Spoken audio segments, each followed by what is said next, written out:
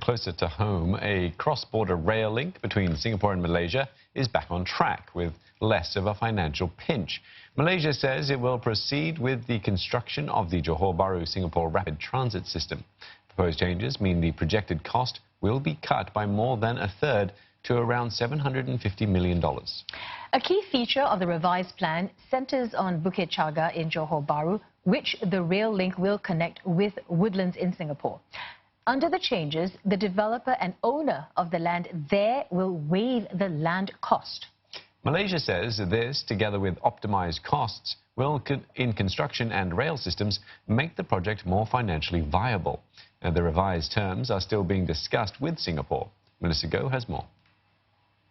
It's a result of 7 months of discussions and work by both sides. Prime Minister Dr. Mahathir Mohamad said Malaysia has managed to reduce the cost of building the 4-kilometre rail link by over a third, or 36%, from over $1.1 billion to about $760 million. Now that's a saving of about $400 million, and that's primarily because of a waiver of land costs by the developer and the owner of the Bukit Chagar land, where the station in Johor Bahru is going to sit on. Now the land is said to worth over $200 million, and also there's a saving from the optimization of costs in construction and the rail system by changing and redesigning the system from MRT to LRT, the light rail system.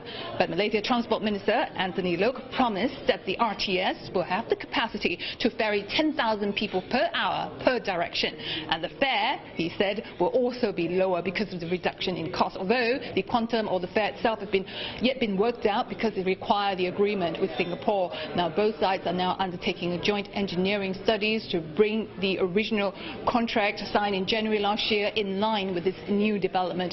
And a new JB agreement is expected to be signed early next year, he said. Apart from that, there's also 2 more agreements, including a concession agreement that's going to be signed, and Malaysia, he said, will be responsible to build on its side, while Singapore will take care on their end. Operating company, or OPCO, will be run by the state-owned public transport operators. Now Malaysia will seek private funding for the project, although no details have been revealed so far.